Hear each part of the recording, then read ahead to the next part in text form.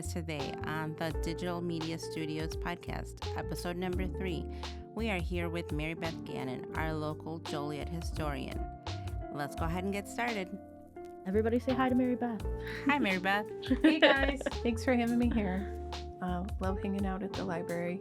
We love having you here. Yeah. Absolutely. You are a pleasure. Oh, thanks. You help me, and even though I give you a lot to do. Yeah. Not at all. Not at all. I was really excited to hear you guys are going to have the local newspapers digitized. That's something I've been wanting for years. And anybody who does genealogy, this will be a great tool for them to have the Herald and the Spectator online and be able to search it at home in your jammies and Absolutely. find whatever you need. So I'm hoping the sooner the better. I'm really excited about that. That's a big part of what I do for research at the museum. We have several years of Spectator, but we don't have a lot of Herald. And Spectator wasn't a daily paper, and Herald was. So if you want to write up something that happened on such and such a date, you really need the Herald archives. So that's pretty cool.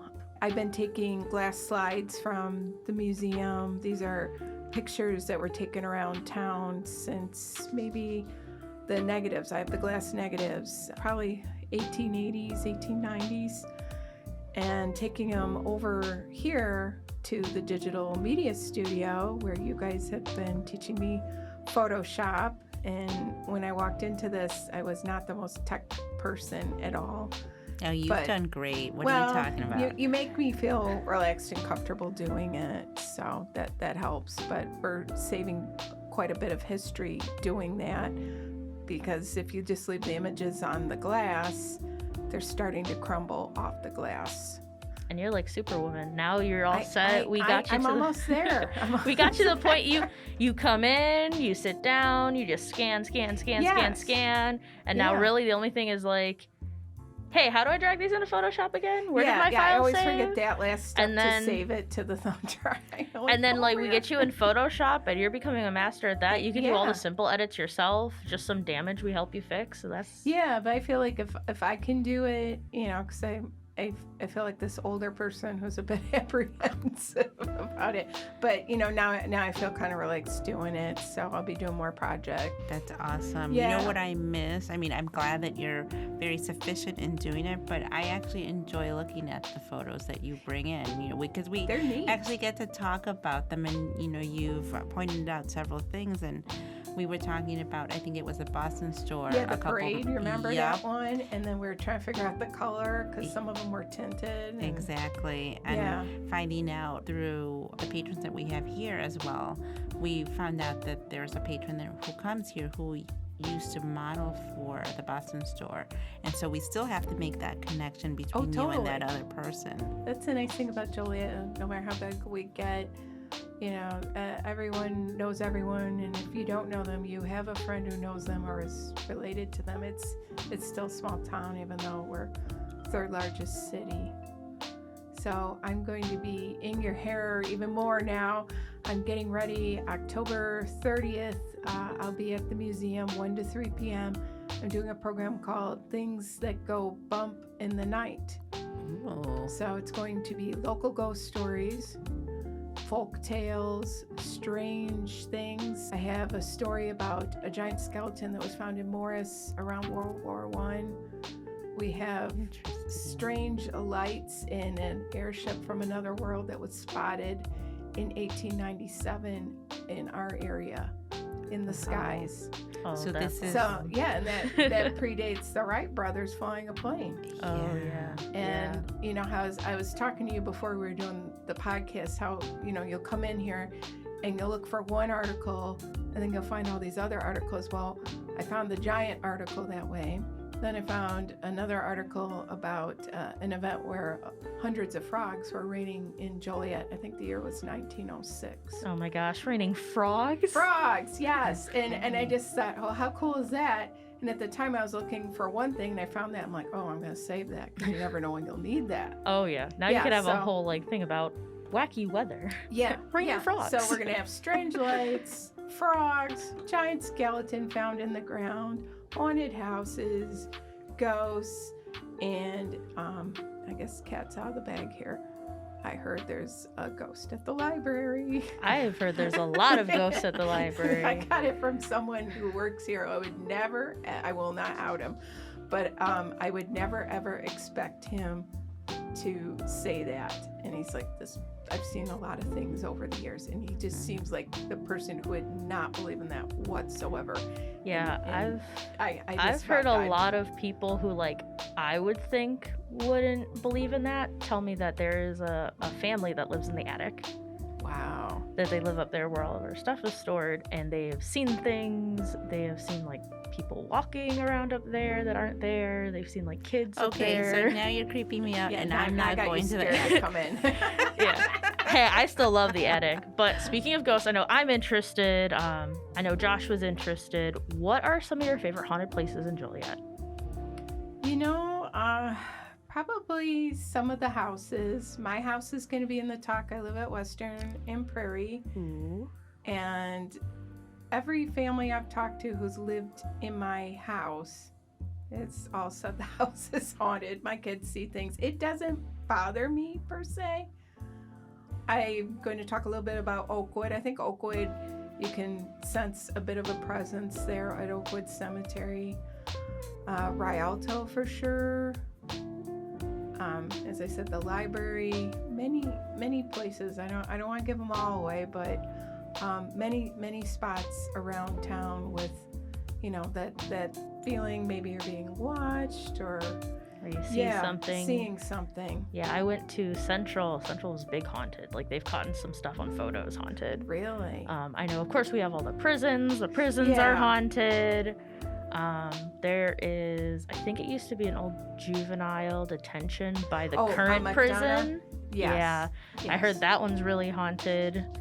And the Poor Farm is back there. And then I've heard things about that too, the Will County Poor Farm. There's a lot of haunted stuff, so I feel like your thing on October is going to be awesome.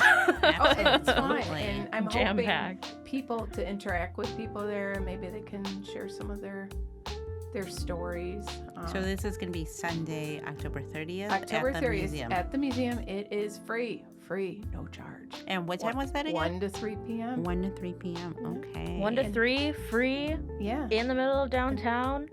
And it'll be fun, and you probably should try to message soon if you want to attend. Yeah, and then parking is normally free It is. On the weekends in Joliet. They normally turn off all the meters, so if that's something you're worried about, because I know that's always that big thing with downtown, free parking on the weekends, guys. Just do it. Yeah. So do we need to register for this, or can we come down?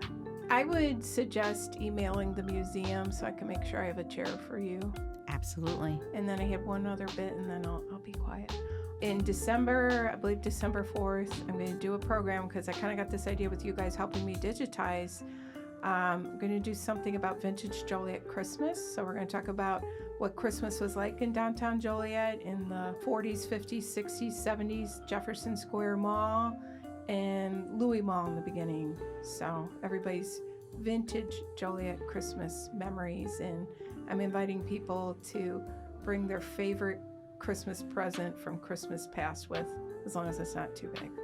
So this December program that you're doing, the vintage program, sounds amazing, and I look forward to assisting you with the projects that you want assistance with. So as you're talking about it, I'm envisioning creating posters for you or creating some slide presentations. We can even record you in front of the green screen. What do you think?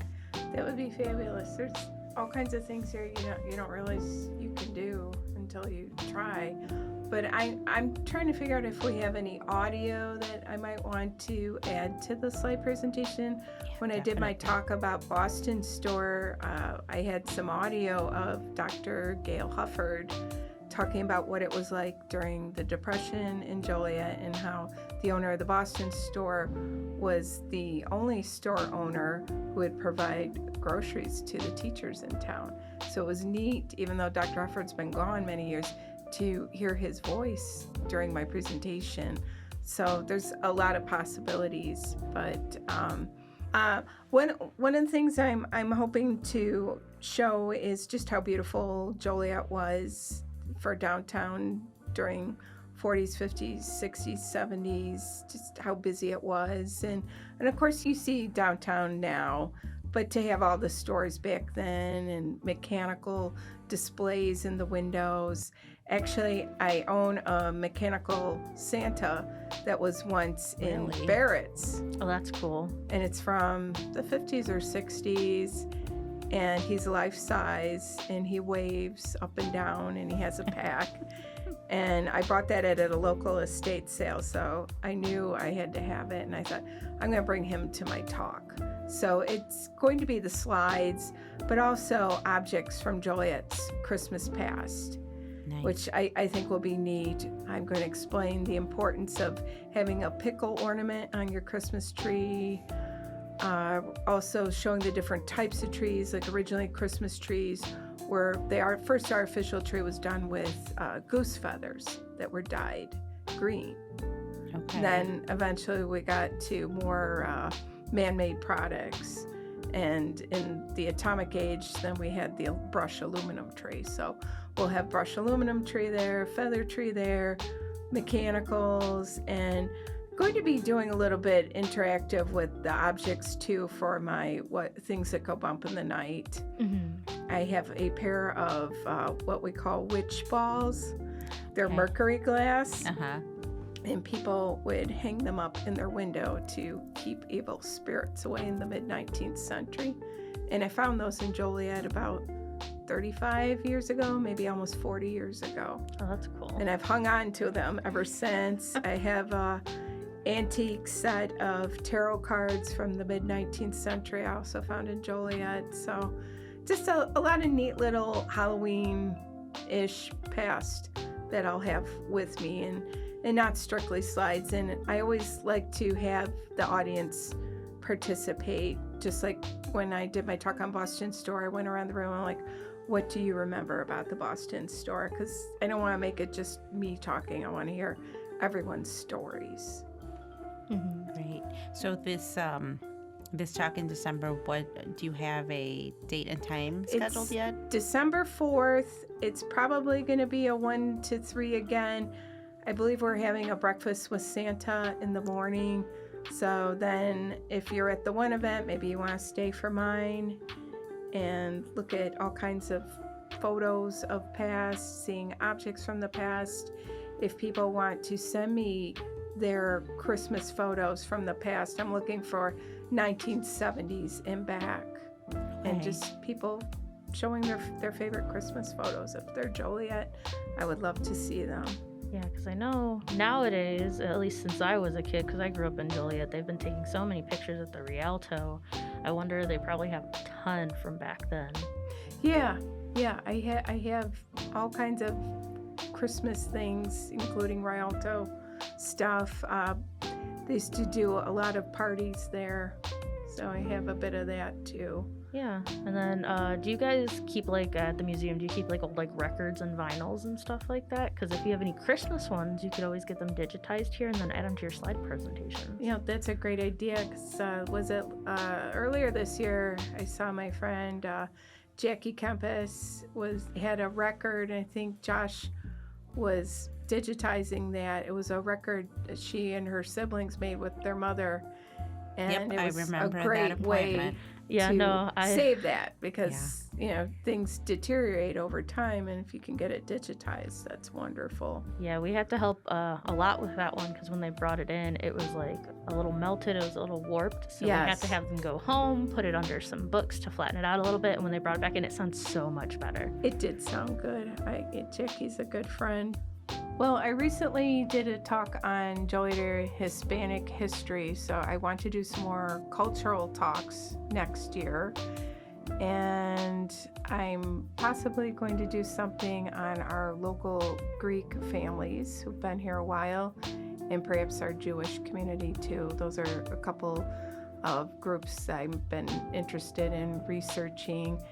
And I also like to follow up along the lines where I did something on the Boston Store. I would really love to do something on Al Baskin's.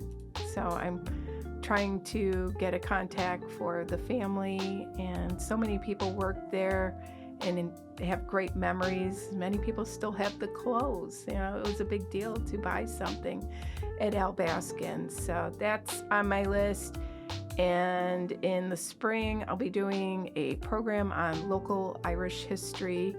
I did something on that a few years back at the museum, and we had a really great turnout for that, and everybody got to talk about their different families and their stories. So I like that. And then probably repeat the Christmas and the Halloween. And also I would like to do something on our pioneer families who are still in this area. Recently I talked to a woman who's descended from the Harwood and Briggs family. And you see the street Scribner, that's her family. And she married into another pioneer family, and she married into the Woodruffs, not the banker, but the historian who wrote the books on Will County history more than 100 years ago. So it's two different families right there, and they're still in this area. And recently we did a program with our Slovenian grocery store with the museum, and we had the grocery store open, and I met a woman there who is descended from another pioneer family. So she has 7 generations in Will County. So I'm hoping to put something together with the 3 families, perhaps 1 or 2 more, because I just find it fascinating that somebody who was such a big part of settling our city and our county, and they stayed because a lot of people left. They went on, they moved out west, maybe they went back east, but these people were a big part of our history, and they continue to be a part of our history. Wow, it sounds like you have a packed couple of months. Look forward to all of this, and however we can assist you, Mary Beth, let us know. We are so happy to help you out. You guys are great. Thank you. All right, so thank you, Mary Beth, for your time. This has been so wonderful to hear everything that you are working on and everything that you plan on working on in the future. So let the listeners know how they can get a hold of you if they have any questions, there's so much history that you have and so much knowledge, so let us know how we can get a hold of you. The best way to get a hold of me is to email me, and my personal email address is marygannon@gmail.com. That's MaryGannon, N for Nancy, U for University, @gmail.com. You can send me photos, stories, programming suggestions, what have you. Love to hear from you. Thank you. All right. Thank you so much again. And thanks everybody for listening to the DMS podcast. Don't forget to check out the Halloween and Christmas events, because just as much as we help you, you help us. So we just want to make sure we get the word out, because it's just another way to reach more audience, and hopefully somebody will hear the podcast and want to do something with you guys in the museum. Thank you.